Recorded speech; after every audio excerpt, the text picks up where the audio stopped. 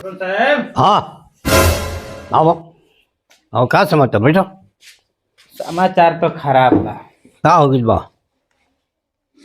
यही से न भोरे भोरे आवे के पड़ गइल है। मैंने कहबा तब न हम जाने का खराब भइल बा। बोलो।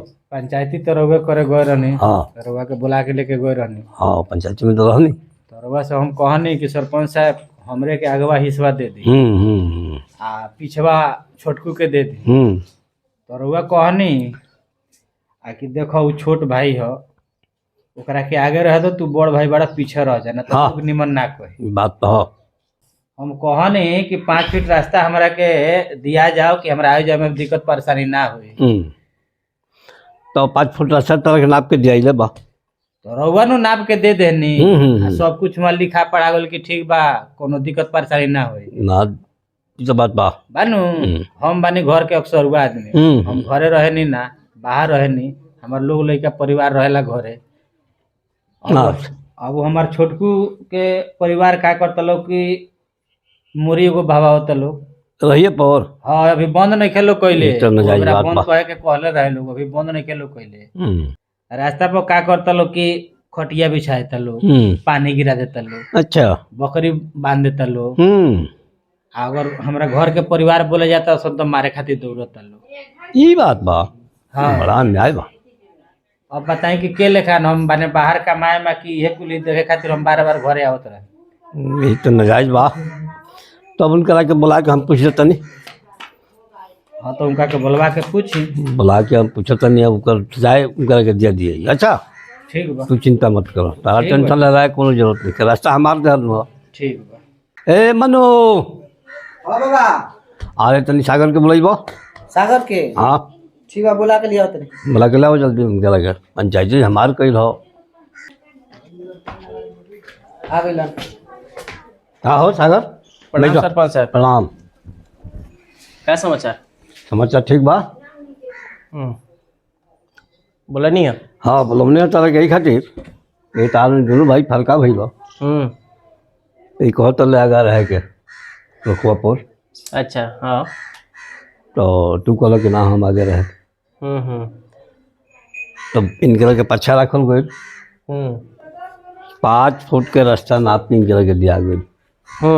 आ वो 5 फुट के रास्ता में सुनता नहीं, बोलता रहे कि पानी गिरा देता रहे, खटिया बिछा देता रहे।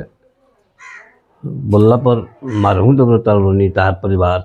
5 फीट पर पानी नहीं गिरा, 3 फीट में पानी गिरा था। काहे खातिर 5 फुट में नाप के डाल बा। पंचायती कोई हमार न हो, तार पंचायती तो हो ना। ये तो हमरा याद नहीं है। हैं? हमरा याद बा कि 3 फुट के पानी हमार गिरी आ 2 फुट में इलो जाई 2 लो। फुट में कहीं आई जाई दो। रास्ता 5 फुट दिया तब न लोग आई जाई। 5 फुट के पंचायती बा, 5 फुट तो छोड़े के बा, तब ठीक बा। ना तो जानते बड़ा हमारा के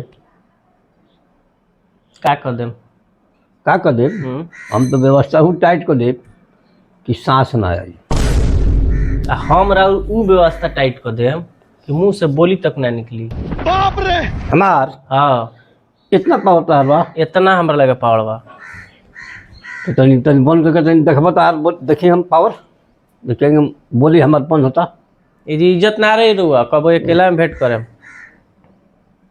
तब अकेला में। हाँ अकेला में तो हम और संभाल में ना आए भेजा, तो 5 आदमी के सामने तो नहीं कुछ इज्जत कहीं नहीं होता है बुझाइए। 2 मिनट ना लगी, एलपी खानी राउर उठवा से हाँ वो तो हम बुझे तो नहीं। निकली तो को के देखावो तो नहीं, कदी रास्ता छोड़ा ना तो ना रहुआ ना सुधरे में। हम समझ गनी बात, समझ गनी कहाँ बात बा है लिख। ये बात।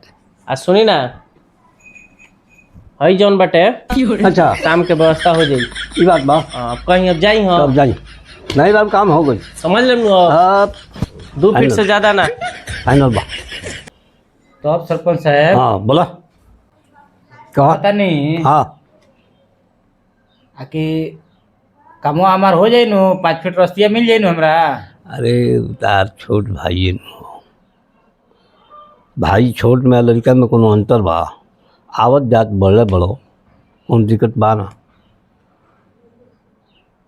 रह लो उन्हीं के कोई समय आई तो ये निकल जाइए सन तारा जगह हो जाई। मैंने एगो बात बताई सरपंच साहब, अभी हम ऐनी हरवा लगे तरवा कहनी है कि अभी हम ओकर बुलवा के ओकर सारा व्यवस्था करे तनी माने पूरा एकदम फेंक देनी हो। आ जहाँ एगो हरिहर का धरा दिलस आ एगो हेंगनी सारा कर दिलस उतने पर वो अपन सारा बयाने बदल देनी। ये बाबू सुनो, ये मेरा आदमी नहीं खे बोलता रुपया बुझलो, माने वही ले सब कुछ बा। तो का बा? एकर माने बा कि 5 फीट हमरा रास्ता ना मिली। अरे 2 फुट तो कहते बड़े 2 फीट में हम केंगा ना जाए 5 तो फीट रास्ता पर पलानी धरे के नहीं ना वही चाहे के बा। हाँ जा कोई बात नहीं है। माने बुझा अरे गई, भाई न बुझा गई। 2 भाई तो है ना बड़ा तीसर क्यों नहीं है ना। बुझ गनी राउत पंचायती हम बुझ गनी फिर और कौन पंचायती करत नहीं।